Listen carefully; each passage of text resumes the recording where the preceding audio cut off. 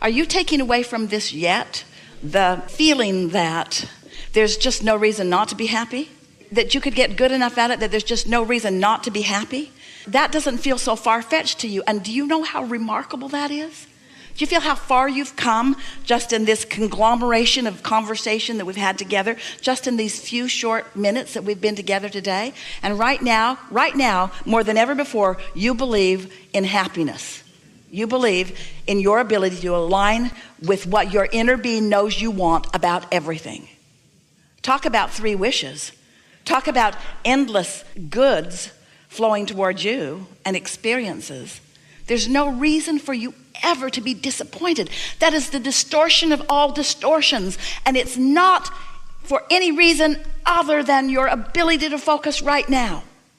And your ability to focus right now must not ever again be because you're focused on manifestations. That's not going to fly with you ever again. That doesn't cut it. Because that manifestation can change right now. Never again complain about a manifestation that is not pleasing to you because they are changeable by you now. So that's like saying, I don't like what I'm creating. I'm disappointed in what I'm creating, not in what happened. I'm disappointed in what I'm creating and I'm doing it now. And I'm not disappointed because of the subject of what I'm creating. I'm disappointed because of the process of creating right now. I've got it all balled up in some weird way. You see, you didn't come for the manifestation, you came for the manifesting. You didn't come for the creation, you came for the creating. You came because you are a creator, and a creator's got to create, you see. And so you've done most of the process. You sifted, you sorted, you put it in the vortex. It's there for you. But when you get crossways of that, then it starts bogging down, and your emotions tell you what to do. Your emotions tell you what to do. Disappointment is not an emotion you want to foster. Disappointing stories are not the stories you want to tell. Disappointments are not the things you want to regurgitate. Disappointments about anything are not the thing that make your world go round. Disappointments take you into the past where you have no power. Optimism takes you into the now and into the future where all of your power is. What life is and what the thrill of life is being on that brink of the next explosion into your mind. The next realization of this big thought, this big knowing, this big understanding, this big manifestation. Bigger manifest, bigger. You got to get over being disappointed before you can start the momentum toward what you want. You got to get over being lonely before you can start the momentum toward what you want. You got to get over feeling like it's not fair before you can get something that you want. Everything that we're talking about, we're trying to get you to a neutral zone, to this place where the resistance is all finally at bay, where you can wake up in the morning and start thinking some thoughts that are getting you in the direction of what you do want. This will help you a lot. Your inner being never looks back. So your inner being is not trying to mine anything that went anyway before in order to give you something now. Your inner being's not looking back. Your inner being's only looking forward. And so when you look back, it's almost always a minefield, almost always. But even in the wiping of it, can you feel that the wiping of it is an action that doesn't wipe it, it shines a light on it. I'm going to wipe that out. What, that? I'm wiping it out. I'm not going to think about it anymore. I'm not going to think about that anymore. Oh. You got to change the subject. You got to change the subject. The subject has to be your happiness, not a relationship that you think is the path to your happiness. The subject is happiness. And there's happiness in so many subjects. Let's see. Just got to be happy, not happy with this ulterior motive. I want to be happy, universe, with a person. This is the law-based thing that you're wanting to extract from all of this. This is the nugget that you're looking for. If I don't want it, and in my not caring, I can get it. Now, stay with us because that sucks in and of itself. If I don't care about it, and therefore I'm not resisting it, it will come easily. If I want it a little bit, and I have a little resistance, it'll be a little difficult. If I really want it, and I really don't expect it, or I really don't believe it, then I'm going to have a big time struggle. So the key is to want it, to want something a little, and let the desire for it grow naturally. Stay with us. To want it a little, or let's say, want it generally. Want it generally, and then let the desire for it gather momentum. Because if you'll start with a general desire, you'll have less resistance in it. And law of attraction will cause that general desire to pick up speed. So it'll get more and more until you'll end up with a very healthy desire and no resistance. And then manifestations that are going to pop into your experience all over the place. Did you follow the formula? It's easy to have a life that's working out and to once again get hooked on conditions.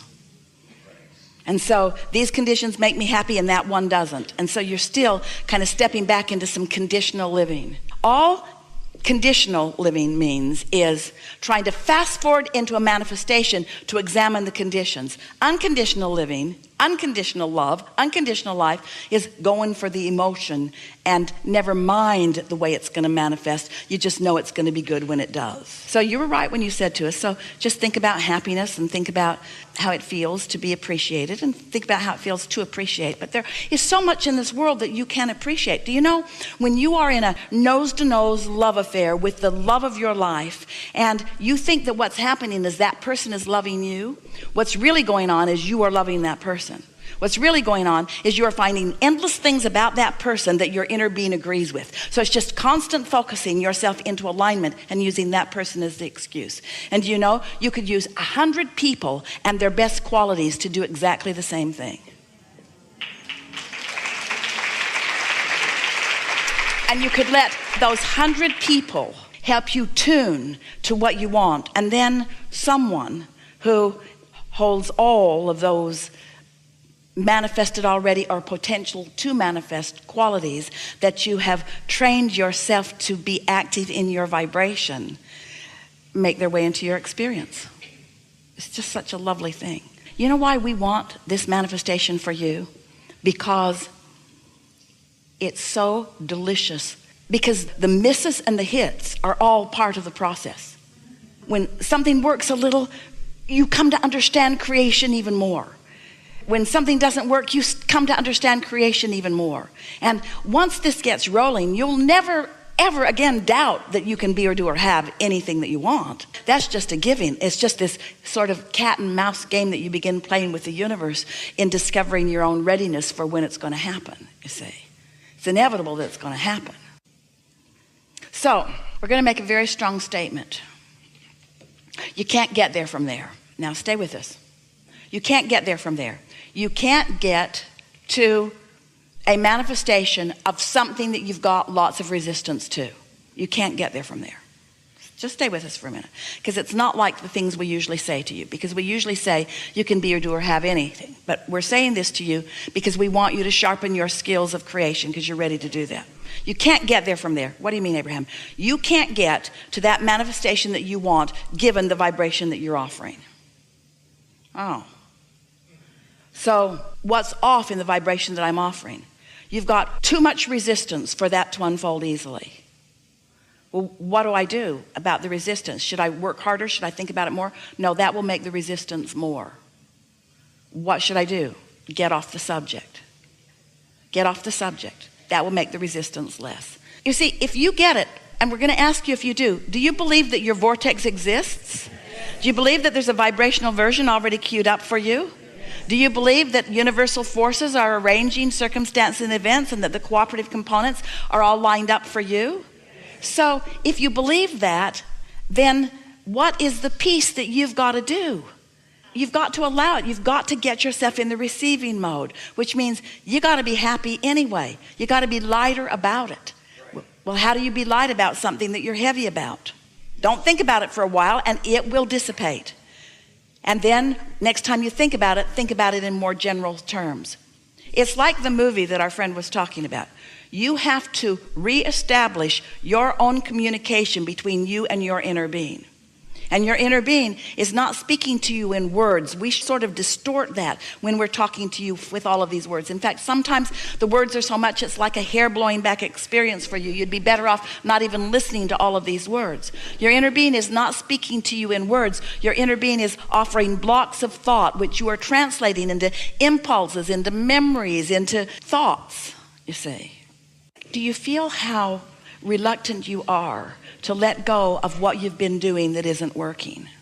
only you will know by how it feels when you come across those thoughts. But we're suggesting that you start in a far more general place, such as, I'm living happily ever after, and the universe is yielding to me on so many fronts.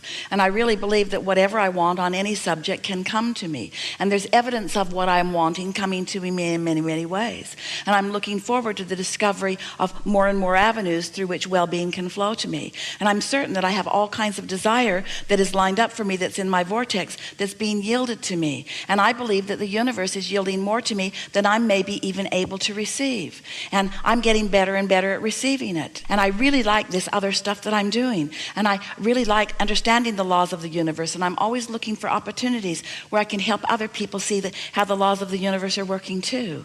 And now we're going to get a little more specific. And you see if in getting more specific, you're still in that easy place. And I like the idea of being a deliberate creator. And I so like deliberately creating among others who are deliberately creating. It's so fun to meld my mind with others. And it is so much fun to watch the universe bring to me the cooperative components of what I'm looking for. And therefore, it is illogical to me that the universe would not already have worked out cooperative components to co-create with me on many fronts. Companionship is just a really natural thing on all subjects. There really isn't anything that I ever really do alone. There are almost always others around that I can bounce off of or that I can respond to in some way. This is a cooperative universe. This is a collaborative universe. The universe knows who I am and what I want. And the universe knows, now we're going to get a little specific, maybe too specific for you. The universe knows who I am and what I want relative to all topics, and even relative to this topic of companionship or partnership. The universe knows who I am and what I want. The universe has been watching my expansion and evolution. The universe knows exactly where I am. The universe knows if I'm keeping my own promise to myself. Am I ready to bring a partner to me? Am I really in alignment with my true desire?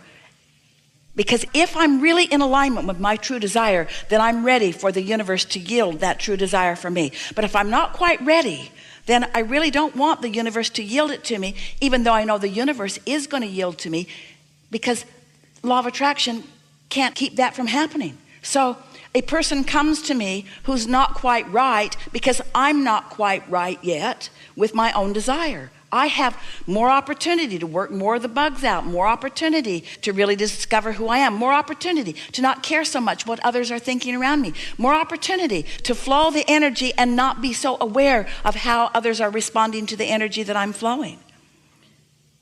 I'm getting ready to be ready for it. And when I'm ready, the evidence will show itself to me. I appreciate how the universe brings me an exact replica of whatever I've got going on vibrationally, so that I can see it, so that I can take the hit of it, so that I can feel the disappointment of it, so that I can take the bounce of it, so that I can launch the rocket of it, so that I can begin again, becoming more specific from a very beginning place of generality.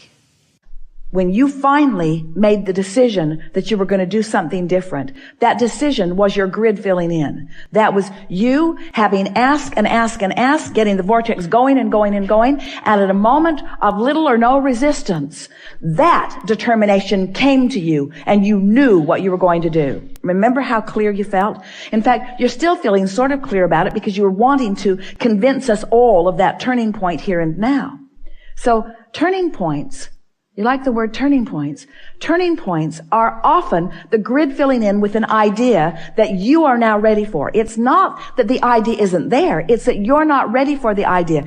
It isn't that you're not ready for the idea because you don't want it, because you do. It's because you're not ready for the idea because you're not a vibrational match to the desire. You're a vibrational match to the absence of the desire.